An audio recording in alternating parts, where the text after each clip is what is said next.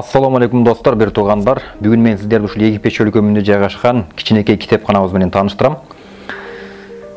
Бул китепканабыз адашпасам 2018-жылы сиздерге окшогон жаш, билимдүү, жигердүү, келечекте ушул элге, жерге, өзгөчө ушу динибизге кызмат кылам деген мыкты эр азаматтардын, мыкты студенттердин кеңешүүсү менен ачылган же болбосо ишке ашкан китепканабыз болгон. Башында китепкана деген ат эле болбосо, дээрлик китептер такыр жок болчу. Анча-мынча эле ушул Кыргызстандан жеке студенттер өздөрүнүн окуймун деп ала келген китептерди алып келип кичинекей бир полкага жайгаштырып, бушка эле ачпасак, дээрлик китептер жок болчу. Кийин мына кыргызда жакшы сөз бар го. Башталат баары майдадан, ага маани бербейт майдадам демекчи.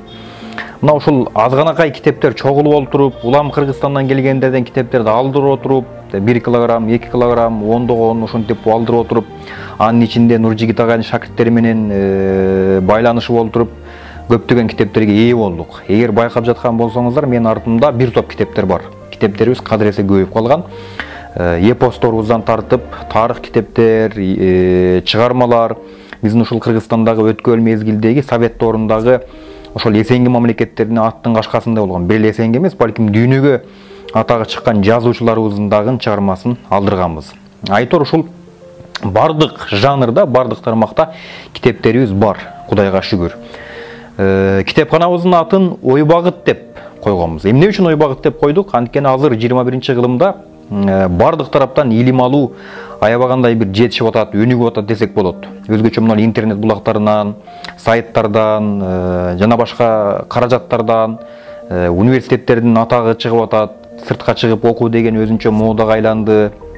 Акыркы мына 10 жылдыктын ичинде. Мына ошо биз кандай гана илим албайлык, мейли алган илимибиз китептен болсун, мейли университеттен болсун, мейли интернет булактарынан болсун, кандай гана илим албайлык, мына ушул алган илимибиз, алган билимибиз бизге туура ой болуп берсин. Биздин оюбузга туура ой болуп берсин. Анан ой эле болуп калбастан, ошол оюбуз бизге багыт болуп бериш керек экен. Бир багытты көргөзүш керек, бир туура багытты көргөзсө, ошол туура багытка өзүбүз басабыз. Эгерде биздин бараткан багытыбыз туура болсо, анда демек бизди ээрчиген адамдардын багыты дагы туура болот. Мына ушул максатта алган илимибиз, алган билимибиз дээрлик кандай гана жакшы бир нерселерге жетишпейлик, руханий азык болсун мейли, ал башка дагы илим билимдин азыгы болсун, ошолордун бардыгы оюбузга туура ой, багытыбызга туура багыт болуп берсин деген максатта мына ошо китепканабыздын атын Ой багыт деп ачканбыз. Ой багыт деп койдук. Муну айтуудан максат, бул китепкананы сизге тааныштыруудан максат, эгер билсеңиздер, биринчи жолу ушул чет жактарда же болбосо чет мамлекеттерде биринчи болуп ушул кыргыз китепканасы ачылды. Муну биз жанагы Нуржигит агайдын шакирттерине дагы сүйүнчү катары айтканбыз, алар дагы билет, алар дагы өздөрүнүн баракчаларына чыгарган. Бул китептин ачылышында көптөгөн адамдар жардам берген. Өзгөчө ушул Нуржигит Кадырбеков агайга, анын шакирттерине терең ыраазычылык билдирем. Анткени ал кишилер, ал устаздарыбыз шакирттери менен баш болуп бир топ китептерди бекер ушул биздин китепканага белек катарында жиберген. Андан сырткары китептерди скидка кылып берген ушул Көрөңгө деген китепкана бар эле, азыр Данек болуп калса керек. Мына ушул китепканага дагы ыраазычылыгыбызды билдиребиз.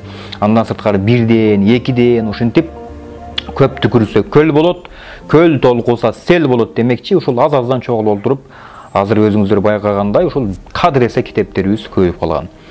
Мына ушул китепкананы тааныштыруудан максат, бул китепкана менен биргеликте алып бара турган дагы бир долбоорубуз китептерге саякат же болбосо китеп дүйнөсүнө саякат деген бир кичинекей кыска долбоорубуз бар. Бул долбоордо мен ушул дээрлик ушул биздин Ой багыт китепканасында канча китеп болсо, ошол китепти колумдан келишинче, ошол китептерди колумдан келишинче сиздерге аудио форматында окуп бергенге же болбосо өзүм окуган окуяларды сиздер менен тең бөлүшүп айтып бергенге аракет кылам. Эмне үчүн десе, азыркы 21-кылымда убакыт аябагандай тар болуп, биз көп нерсеге жетишпей калдыкпы же биз убакытты туура пайдаланбай калдыкпы?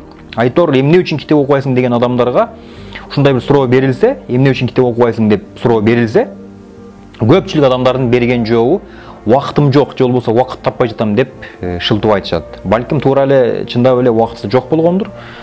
Башка нерселер менен алек болуп отуруп. Мына ошол убактысы жок адамдарга бир жолдо кетип жатып, автоунааларда кетип жатып, транспорттордо кетип жатып жөн эле ушу кулагына наушник салып алып музыка укпастан ушул биздин айтып өткөн окуяларды аудио форматында айткан ушул китепте айтылган, китепте жазылган нерселерди укса, окугандай эле пайда болот деген чоң ишеничтемин. Биздин негизги максат бир гана жараткандын ыраазычылыгы. Бир адам көрсө дагы, 10 адам көрсө дагы, эң негизгиси ушул кылып жаткан жакшылыктарыбызды жараткан өзү кабыл кылып, адамдарга пайдасы тийсе деген эле максат. Анда эмесе кийинки видеолордон баштап ушул китептерге саякат деген долбоорубузду баштаймын. Биринчи видео кылып киргизгенге аракет кылам. Анын ичинде дагы өзгөчө кызыктуу нерселерибиз болот. Мисалга, сиздер менен пикир алышабыз, суроо жооптор болот. Ким кандай китеп окуйт, канча китеп окуду буга чейин, китептердин автору, кандай жанрдагы китептер жагат, анын ичиндеги каармандар. Эң негизгиси ушул китептен алына турган пайда. Китеп бизге эмне дегиси келет? Китептин ичиндеги идеология, же болбосо китептин ичиндеги маани, маңыз бизге кандай пайда берет, эмне дегиси келип жатат, кандай пайдаларды ала алабыз. Мына ошолор жөнүндө дагы сиздер менен талкуу кылып, аябай кызыктуу болот деген үмүттөмүн. Анда эмесе кийинки биринчи китеп саякаттан көрүшкөнчө саламатта туруңуздар.